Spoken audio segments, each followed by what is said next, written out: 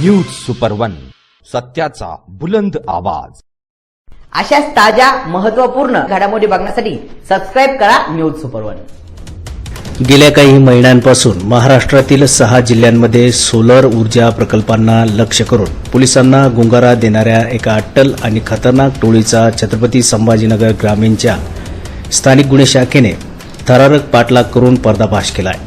या कारवाईत पोलिसांनी मुख्य सूत्रधारासह 4 जणांना बेड्या ठोकल्या असून 17,08,240 रुपयांचा मुद्देमाल हस्तगत केला आहे। दिनांक 1 मार्च रोजी रात्री 12:30च्या सुमारास पाचोड येथील सबस्टेशनवर काही अज्ञात इस्मांनी धाड टाकले होते।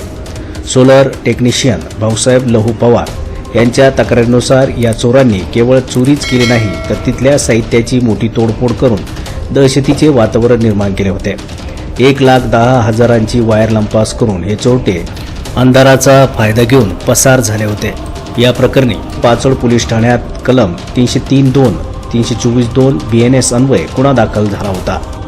तपासादरम्यान पोलीस निरीक्षक विजय सिंग राजपूत यांना गोपनीय माहिती मिळाली की यामागे पवन उर्फ छन्नू महादेव काळे राहणार खामकरवाडी याचा हात आहे। मात्र खामकरवाडी हे गाव पोलिसांवर हल्ले करण्यासाठी खूप प्रसिद्ध असल्याने तिथे जाऊन आरोपीला पकडणे मोठे आव्हानात्मक होते। LCBच्या पथकाने गनिमी कावा वापरून दिनांक 13 मार्च रोजी सापळा रचला आणि मोस्ट वॉन्टेड पवन काळेला शिताफीने ताब्यात घेतले। पवन काळेची चौकशी केली असता त्याने गुन्ह्याची कबुली दिली आहे आणि त्याचे जाळे किती विस्तारलेले आहे याचा खुलासा झाला। त्याच्या माहितीवरून पोलिसांनी पवन उर्फ छन्नू महादेव काळे, मुख्य सूत्रधार सुनील बापू तपकिरे राहणार भुसा, साथीदार तबाब नवाब खान, माल विकत घेणारा दुकानदार ईश्वर पांडुरंग गवळी, गाडीचा मालक या आरोपींना बेड्या ठोकल्या। तपासात समोर आले की ही टोळी केवळ छत्रपती संभाजीनगरच नव्हे तर जालना, बीड, धाराशिव, अहिल्यानगर आणि सोलापूर या जिल्ह्यांमध्ये सक्रिय होते। मुख्य आरोपी पवन हा धाराशिवच्या वाशी आणि मुरुम पोलीस ठाण्यातील दरोड्याच्या गुन्ह्यात फरार होता। इतकेच नाही तर धुळे सोलापूर महामार्गावर रात्रीच्या वेळी रस्त्यावर टायर फेकून वाहने लुटण्याच्या प्रकारातही त्याचा सहभाग असल्याचे निष्पन्न झाले। पोलिसांनी आरोपींकडून गुन्ह्यात वापरलेली विना क्रमांकाची काळी स्कॉर्पिओ, मोबाईल फोन, चोरीची तांब्याची वायर आणि रोख रक्कम असा एकूण 17,08,240 रुपयांचा माल जप्त केला आहे।